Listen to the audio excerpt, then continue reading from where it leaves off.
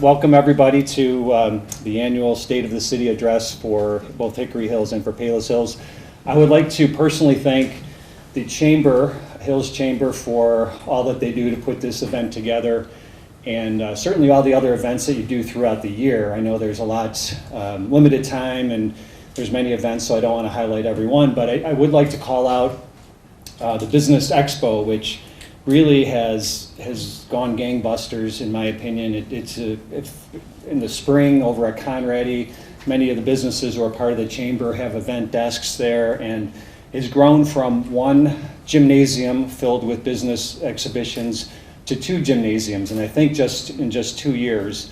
And I was just really impressed. It was a great opportunity for residents from our communities to come face to face with business owners. So all too often we have residents who are driving, running errands, going to work, and they don't have an opportunity to meet a business owner face to face. And I think it's really important for you to have that personal contact. I know it was for me, because when I walked through, about 2 weeks later, we had retained a orthodontist for our daughter. So if I didn't have that personal contact with the orthodontist, and then also hearing from other chamber members, we probably would not have hired that orthodontist. So anyway, it was a very successful event. Since this is a business-oriented group, I thought I would start talking about business developments in Hickory Hills from last year to this year. Before I do, I wanted to call out there have been some pretty significant leadership changes in the city of Hickory Hills. First, we had our police chief of 17 years, Al Vodica, retire. He'd been with the police force for over 40 years. Just a remarkable guy. He's still involved, as you probably know, ran for elected office and is still involved with the city of Hickory Hills in an elected position as our city treasurer. But he had some our new chief, Charles Hobart, has some pretty big shoes to fill, and he's off to a very good start. Chief Hobart has been with the department for over 20 years, made the rank of a lieutenant before he was promoted to chief, and so far so good with that, with things with Charles. We also had a big changeover in our public works department. Larry Betcher, who had been with the city for over 25 years as our public works director, retired, and Sue Lear, our new public works director, was appointed and approved by our city council. She had been a longtime employee with the Public Works, our city arborist, and for a number of years prior to becoming the director, she was the assistant Public Works director, so had an opportunity to mentor, to work under Larry in terms of getting to know the job. And I'd be remiss if I didn't also mention that Christopher Pearson, a longtime employee, was promoted to assistant Public Works director with the city of Hickory Hills in the Public Works department. So one of the things that we've been fortunate, and I'm sure Jerry will say the same, is that even when we have a significant transition, we have incredibly qualified people who retired, and then we've been very fortunate to replace them with extremely qualified, dedicated public employees, and makes my job a whole lot easier when that happens. As far as new businesses, I know in Hickory Hills from last year to this year, I don't want to be redundant on anything I spoke about last year, not that anybody might remember, but I'll say the 2 elephants in the room as far as Hickory Hills development goes is what's going on with the Sabre Room and what the heck happened at Drive Time, which Drive Time, if you recall, is the old Lexington House property on 95th and 76th Avenue. The Sabre Room development, there's not a whole lot happening, which I think is obvious to the eye, but it's still in the same ownership group. They've retained new commercial brokers to market the property. The property actually is zoned for senior living. A majority of that property will be senior living at some point, and that's part of the planned unit development that the city of Hickory Hills, all the city council approved. It's just a matter of getting a developer, senior developer, to want to move forward with that property, and we're not at that point yet. Drive Time is an interesting case because Drive Time had been in business for about 3 or 4 years, had done really well early on, and then their sales started to slump. And with not a whole lot of communication to the city of Hickory Hills, they closed or became Carvana, which is a sister company or subsidiary of Drive Time. And what the Carvana concept, we had approved basically a car sales at that location. Carvana, they wanted to use that property essentially as a parking lot to haul cars to people who bought cars online. And that was not consistent with the zoning that we had approved. So we have had meetings with Carvana representatives, and they have agreed to continue a limited operations over a period of time before they cease operation there. So the property currently is on the market, so it's for sale with a commercial broker. This is the part I don't want to forget. The number of the new businesses that we have in town since last we spoke, or developments, I should include in that. We had the School District 117 Transportation Center was completed. They did a nice job. That was the old Coco's restaurant at 95th and Roberts Road. We have Sal's Philly Cheesesteak opened over the last year. That's over in the Hill Creek Shopping Center. The old George's Steakhouse is going to be S&M Motors, a higher-end used car dealership. They put a lot of money into that place, or in the process, and that's soon to be open, and we wish them very well. If you remember the old Alex's Marathon at 87th and Roberts Road, that's now, you've probably driven by, it's a nice Falcon Fuel gas station. He's done a really nice job in developing that. We have another Dollar Tree store, a beautiful store over in the Hill Creek Shopping Center. Over at the Hickory Plaza, where CVS is at 88th and 87th Street, there's a small discount store, Bargain Center by Lucy. We have Elite Laser open recently in the Jewel Shopping Center, the the Hickory Palos Plaza. Ultimo Motors is back in our commercial area of 98th and 78th Avenue, commercial industrial area. They're selling higher end used cars back there. They have a number of locations and they're doing well.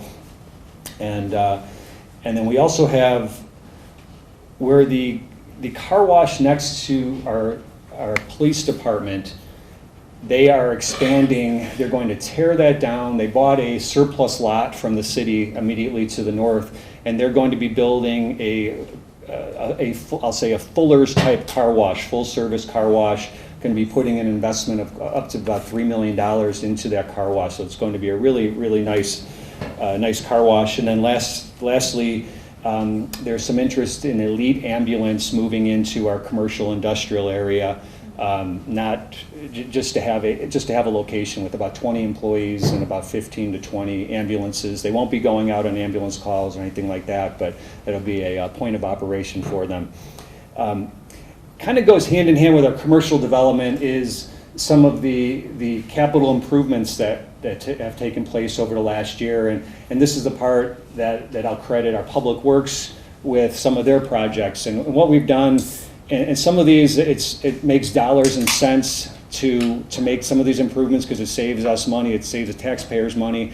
But the added benefit to a lot of these changes is that it's the environmentally right thing to do. We're using less power, we're conserving water. So a couple of the projects is we changed out up to 200 streetlights with LED bulbs. These LED bulbs are operating at about a third of the power output of the old bulbs. So that's pretty significant if you think about that across the whole city. We also had, I don't know if that's me or I'll try not to move around here. We also had our tree planting program continue with the emerald ash borer devastation. We've had a lot of ash trees removed. We put up another 120 trees in our parkway as part of our urban reforestation plan program. And then lastly, the water meters. We've changed out all our Public Works has changed out all residential water meters and is in the process of changing out commercial water meters. The benefit of that, obviously, would be that it better accounts for water usage. There's not unaccounted water that's being used, and the city's not able to bill for that water. We're also able, because of the new wireless system, we're able to drive and read the water meters in 2 hours' time, just with a simple drive-by. So it takes a lot less city staff to do that, and because it's so much easier, we can do water billing on a monthly basis. So The benefit of that to our customer is if you're a resident or even a business who has a leaky toilet or something that a faucet that's left on, Public Works is able to identify a continuous running stream of water, and as they did at my house and many other residents, they've notified people and said, hey, we noticed that there's this continuous stream of water. You might want to check this out. Look for a leaky toilet. It's the same on the business end of things. So it's, in many, many cases, it's saved residents and businesses in town from water usage that they didn't get a chance to enjoy, but yet still have to pay for. Our police department, I'd like to think it's a situation where if it's not broke, don't fix it. And as I said, Charles Hobart has kind of come in. Our public safety group is just an incredible group of men and women. Our crime statistics remain trending down. We're like Palos Hills, we're one of the safest communities in the southwest suburb. I'll just highlight a program or two that Charles wanted, that Chief Hobart wanted to introduce this year. One is the reintroduction of a bike patrol that kind of gets them police officers out face to face with the community a little bit better than going by in a squad car. And they're also doing some online services where residents, if they want to report a car that's left on the street overnight, or if they're on a vacation watch situation, say you wanted the patrols to take extra care to keep an eye on your house while you're gone for a week or whatever the period of time is, you can just simply do that online. And we found that residents of the calls for that, it's over 70% are just simply doing that online as opposed to calling into the police department to report whatever they'd like to do. Last but certainly not least, our city clerk's office. I consider our clerk's office up at City Hall really the hub of the city. It's oftentimes the residents' first option when they have a question or a comment or a complaint or whatever it is. If they need some assistance, they call up our clerk's office. City Clerk Dee Catazone is here, as you heard earlier. She does an incredible job. The communication with our residents, the customer service with her and the women in her office is second to none. And I'll throw in also that she is one of only 46 master municipal clerks in the entire state. She's received that very distinguished designation through all of her hard work and education over the years, and I applaud her for that. Among other things that the office does other than dealing with customer and resident support, they offer handicap placards, temporary handicap placards, free notary service. For the last couple of years, they brought in the Secretary of State's mobile office so that it's a convenience to our residents so that they can come in and do a vision testing or handicap renewal or anything that the Secretary of State offers. They can do that right up at City Hall. And with proper advertising, as we've done, we've had anywhere from 50 residents come straight up to City Hall, take care of everything that they need in the convenience of not leaving the town. As I kind of mentioned with a few of our public works projects, for me personally, I think doing the right thing environmentally, these are some of the most important issues of our day. And I truly believe that it's for all of us and our local government to take the first step in doing what's right environmentally. If we wait for our state government and our federal government to take action on some of these things, I just don't think we're ever going to build the momentum that we need. And I see it firsthand when I go into the schools and I see how passionate some of the children are with environmental related issues.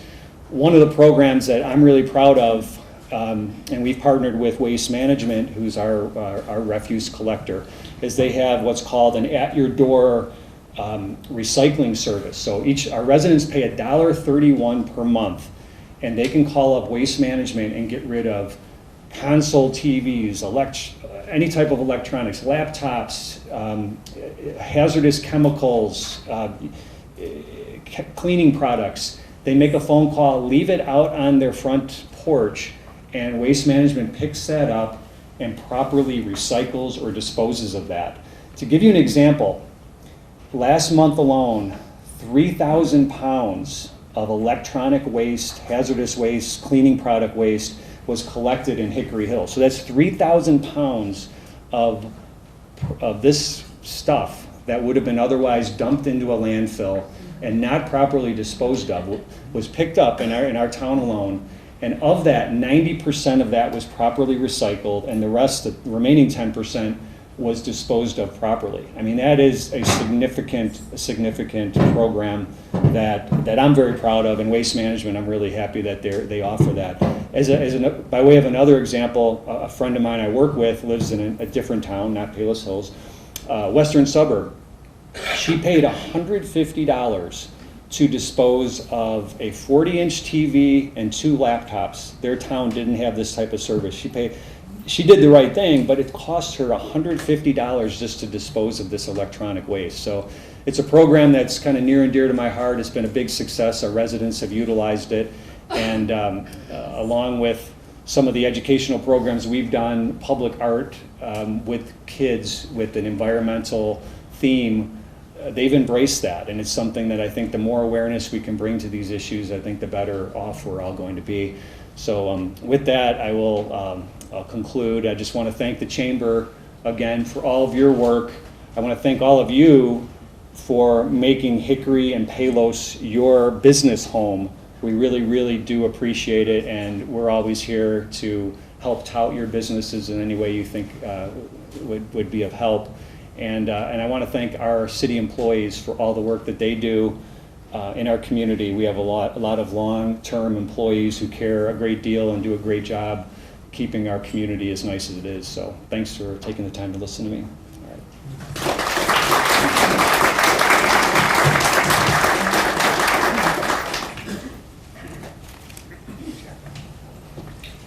Thank you, Michael. I always like Mike to go first because I can figure out how long he was up here, so I can limit my remarks. This is actually, and I know as local business people, you appreciate of this event taking place, but also you got to get back to work. I'm in my 25th year as a businessman in Palos Hills, so a small business, I can appreciate your time and appreciate you coming out to give Mike and I an opportunity to talk about our cities and what's going on. I would agree with Mike that first off the bat, we wouldn't be in office for as long as we are if we hadn't had the staff and support that brings the services to the community. My department heads in the city probably have an average longevity, considering I've been around for almost 40 years, of close to 25 to 30 years plus as team leaders. And we have had replacements, not that often, that have stepped up from within the ranks to take their place and continue on the good work and improve upon the good work. My chief of police, Paul Madigan, been in the force for close to 47 years, 28 as chief, maybe. Right. Paul, thank you. New Alderman, Don O'Connell, welcome from the 5th Ward, and Alderman Mike LaBar from the 3rd Ward. One of the things we also pride ourselves on in our community is working together. I've got a city council of 10 aldermen. It's a lot of personalities, but I think driving the agenda, keeping the attitude positive, and moving forward has always been my mantle, I guess, over all the years, and I think that's why our community has progressed as much as it has. Mike is right about some of the things that change in the world and in the economy, and certainly in the environment, and I too. Mike and I both work together along with the other 20 mayors of the Southwest Conference of Mayors, and we come up with many programs that are introduced into our communities, including, like Mike mentioned, LED lighting. We accomplished that last year, not just on our main streets, but also through our residential areas on some of the older lights that are in town. So we're also proud of the fact of bringing that type of environmental improvements to the community. And more importantly, working through groups like Commonwealth Edison, who provided a grant for almost 95% of the cost of doing that. We held off, like many towns, for many years in doing that because it was almost cost prohibitive. So we continue to work with our other partners out there in the region in bringing about those type of improvements. One of the great things that makes not only Palos Hills but Hickory Hills a great community is our schools. The educational facilities in our community are some of the best in the state now, ranking in the top 10% in both the elementary and high school.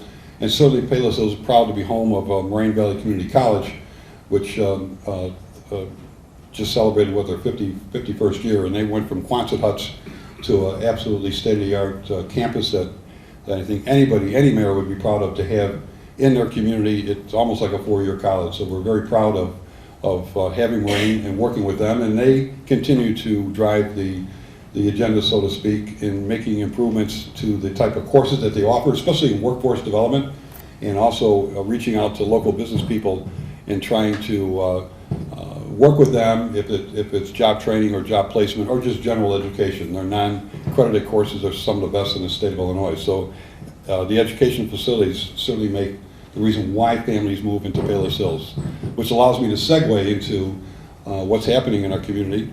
Last year, our building department did almost $500,000 in building permits, which is more than we've had in almost 20 years. The investment in our community has been great. It's been both on the business side and the residential side. We had the orthopedic center, if you know, on Roberts Road across from City Hall, currently under an addition to that facility. It's almost $7 million, and now they're going to create an emergency room type situation for orthopedics. We also had just this last year carousel checks, which moved from Bridgeview to Palos Hills, the old Weather Ace Hardware building on Southwest Highway. It's a 50,000 square foot building. They put about $2 million into that, and now they're one of the top 5 fastest check company manufacturer of checks in the nation. The younger guy that's been at this now for some time, and he was pretty excited to be able to get into that facility now and expand with state-of-the-art equipment to grow his business, which we're excited about, new employees and investment certainly in the community. We also had a car wash grand opening about 2 weeks ago, a $3 million investment on Harlem Avenue by that owner. And in addition to either side of that facility, we have some vacant property that's now under the process of being redeveloped. So we're pretty excited about possibly even Harlem Avenue now picking up in growth. In general, the residential permits, we had about 21 to 25 new homes built in Palos Hills, believe it or not. We do still have some vacant land left, and multiple rehabs that took place where homes were almost literally taken down and rebuilt, not necessarily considered to be a new permit, but that's also taking place in our community. We've had about 15 new small businesses come into town, and as you know, I mean, we have some to leave, some to come back, but we're pretty proud with the vacancy rate in our community now being one of the lowest around, filling in with small businesses. And that's what makes a community. That's what you are, that's what I am. And we always encourage our residents to shop locally. And it may not be the service or the big box stores that you may find out in some of our sister cities around us, but they're really quality services that we encourage our residents to get involved in, from professional services to small retail shops. So we continue to impress upon our residents to please shop locally. That all helps the tax base. We expect this year to continue to grow. We have 2 or 3 other projects on the plans for development in the town. One of the biggest ones, at least for us, because the property sat there for so many years, is 111th and Roberts Road. Thornton Gas Station finally is going to acquire 3 lots there, and they're going to build a pretty good facility on the corner. In addition to that, as I segue also into some of the public works projects going on, as Mike knows, for years we have pressed Cook County to do something with Roberts Road. It took, finally, Mike, whether you're aware of that, about 2 years ago, I approached the county to offer to use Southwest Conference of Mayors federal STP money for them to do the project, and they would pick up 80%, or they would get 80% federal state money, but they would have to pay the 20. That put a light under the fire in this September. They're supposed to go out to bid now for the complete resurfacing of Roberts Road from 87th Street all the way to 111th Street. But I also asked in the improvement of Roberts Road at 111th Street, we're going to put in a right-hand turn lane, which has been a pain if anybody's tried to go south on Roberts and get tied up in that intersection because there's no through lane and a turn lane. Well, anyway, there's going to be a right turn lane, which would be around where the gas station is going to come. But more importantly, I came up with the idea of making a small gateway in that intersection. If you've seen Orland Park at 143rd and Harlem, where they have the 4 kind of decorative gateways on the corners, we're going to do that at that intersection to brighten it up, certainly as a gateway into town to enhance the improvement of the intersection, along with making technically what they call turn lanes that go back a few feet so you're not stacked up with one another. So we think it's a major improvement. It's taken some time to do it. And also on Roberts Road, we've been working with the Metropolitan Water Reclamation District on a multi-million-dollar project to alleviate flooding. As you know, Roberts Road has been a mess. This has been an incredible spring. Last year was the same. But what they're going to do is put an intercept in on Roberts Road at 2 spots, one around 99th and another one further down, and they're going to run that intercept and run it to Lucas Ditch. So it's a 60-inch main. We're going to hope that's going to help some of the flooding that takes place. Certainly if you're a business person on Roberts Road, you know when it rains heavy like that, the road is literally closed down at times. Again, our Public Works Department, Mike and I could probably talk for hours about what they do for the infrastructure of the city, and we're very proud. We continually invest in the infrastructure, things you may not care about or know about, but things like pumping stations or water lines or sewer lines that have to be maintained, and they age over the years. And we're very proud of what we've invested, certainly over the last 10 years, in making those type of improvements to our infrastructure. Our biggest project going this year, and very proud to announce that finally, after about 17 years, when we purchased the old Lake and Park Inn property, it's a 30-acre site off of Roberts Road at 108th Street. When we purchased that back in around 96, 97, I promised the residents that we would do it for the purpose of someday developing that property, both as a public works site and a park site. We broke ground some 2 or 3 weeks ago on a 40,000 square foot, $6.5 million brand new public works building to be located as you go off Roberts Road down 108th Street. It's going to be located pretty much at the dead end of that street. It's taken a lot of planning, a lot of time, but if anybody knows me, I wouldn't do it unless we had the money, and we do. And for a facility that has been needed for certainly close to 35 years, we are scattered in 4 different locations with our Public Works Department, different yards, different buildings, to put this all under one roof and be able to house every one of our multiple expanded vehicle inventory that we have certainly built over the years, to put it all under one roof. It will be truly a state-of-the-art facility. But as exciting and as important, if you go into the Lake and Park Inn property up 108th Street, we call it the east and west side. The west side, it's divided by creek, Lucas Ditch, and the Commonwealth Edison wires. The back end is a large lake that we put a trail in almost probably about 15 years ago, where you can walk around the lake, and enhanced it somewhat. Well, we were able to get a grant from OSLAD this year, $150,000 grant, and I just recently, with the new capital bill, received another $200,000 to enhance now the park. That's also under construction. It's going to, in fact, let me go back one step with our Public Works Department. If you've ever been out to the site, they built a beautiful waterfall going into the lake, and now we can use that as aeration of the lake. And they built a bridge over the waterfall to continue the walking trail that goes around the lake. We are now going to expand that. We put a bridge in about 12 years ago, connecting the east and the west side of that park. So now you'll be able, with the brand new Public Works building, go down 108th Street. Not only will there be parking for the Public Works facility, but public parking, so people can park, walk across the bridge, and then enjoy the back half of Lake and Park with the trail, the lake, and we're putting in a pavilion, some small exercise areas. We're going to put in some natural gardens out there, so it's really going to be nice when we're done. The front part of it, we will continue to improve that. We hope to, right now we're building, if you've gone down Roberts Road, see a big mound, that's going to be a sled hill, and we're going to again continue a trail around the front part of the park and put in a large play area, a more active site closer to Roberts Road. So we're very, very excited. And I was honored 2 months ago by the members of the City Council to name the park after me.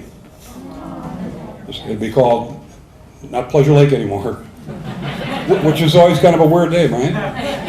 It'll now be called the Gerald R. Bennett Park, so Nature Park. So I was very honored and humbled that the council decided to do that.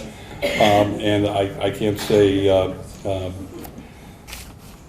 shocked and certainly in awe of being around that long. To have something like that named after you. I think people know me. I'm here to just do the job and the service of the people of the city of Palos Hills. I don't look for those kind of things. just want to keep the city moving forward and doing the best I can to lead it in a progressive way going into the future. And I'm quite, again, humbled and awed by having that done. Our park department continues not only the activities of what we do through our community's building, but special events. And I think you're all aware of our proud annual Friendship Festival, which will take place the second weekend in July. We have always tried to encourage our business people to be involved in it. We have offered some opportunities for you to do that.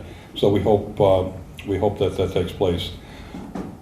One other thing Mike mentioned about our police department, and I couldn't be more proud of our department too. We've been ranked over multiple years as having one of the lowest crime rates in the entire state of Illinois, which we're proud of. That's the reason why people move to a community. They like good schools, they want a safe community, and they certainly want accessibility. We're unique, both Palos Hills and Hickory Hills. We're adjacent. Our western borders are all 20,000 acres of Cook County Forest Preserve, which makes us also unique. We're kind of urban, but in a park setting, and with the locations of our communities, getting around the entire metropolitan area is really incredible. In fact, some of the comments I get from people sometimes are, "Man, you guys are really so close to everything," and non-rush hour anyway. You can pretty much get around the metro area in about 20 minutes to a half hour. So that makes it makes us unique. One of the things I would probably like to talk about real briefly, because I don't know if you have your state reps or state senators here, but what took place in Springfield last couple of weeks ago was pretty historic. A $40 billion capital improvement investment in the state of Illinois, which affects so many different things. Certainly for local governments, the transportation aspect of it, the influx now, hopefully, of money from IDOT, and the motor fuel funds that we receive from the state will be increased, which will help us pave our local roads. But also there's other areas in capital improvements. Again, the grant that we received for the Gerald R. Bennett Park. But I also received a grant for about $110,000. Mike is probably aware of this. About 3 years ago, I approached the Southwest Conference of Mayors about what's called a smart city concept. It's basically a digital platform that's put on the light poles, and through that system you can create a Wi-Fi, a free Wi-Fi throughout the entire city. That's expanding broadband, and also through that, the technology is pretty sophisticated, where you can put in electronic cameras, you can put in electronic monitoring of traffic. They have electronic, if you go to the full extent of it, electronic permanent banners, which provide information and advertisement, which obviously could eventually be some revenue back to the community. So we're pretty excited. I received a $110,000 grant for a pilot program. It's going to be in cooperation, it's a private-public partnership. Ourselves, Cook County, and a couple of other vendors, maybe something like Comcast, a actual network provider that would allow the type of broadband that we're talking about. So we're pretty excited about it. It's kind of cutting edge. I think we'd be the first community around to see if this can work and will work, and we believe that'll be a model for eventually expanding broadband, certainly Wi-Fi, throughout a community as a service to our residents as we move forward. And again, you'll see, and you probably read some of the other things that took place in Springfield. Cannabis is now going to be legalized. They expanded gaming to now include off-track betting, so to speak. For those who in this room may have the video gaming in their communities, they're going to expand that by one more machine to those who have it if they wish to do it. So it was a pretty extensive program and investment. And I say that as an investment because hopefully those type of investments spread throughout the state and certainly throughout the local communities.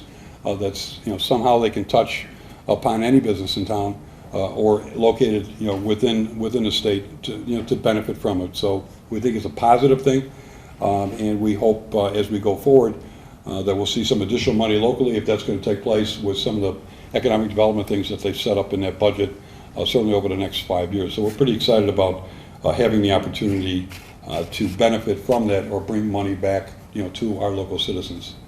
Again, I want to thank the Chamber for your support over the years.